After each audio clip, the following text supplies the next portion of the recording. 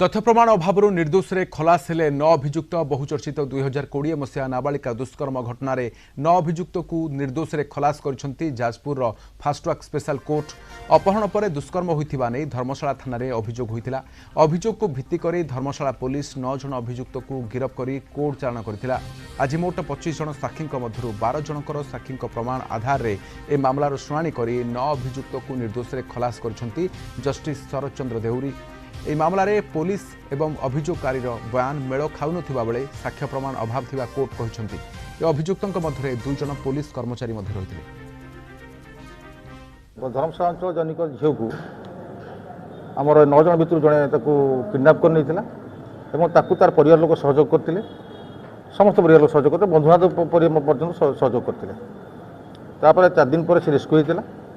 রেস্ক্যু হলা পরে police case করছিল जो कि 25 जन को साक्षी अंतर्भुक्त कराइला।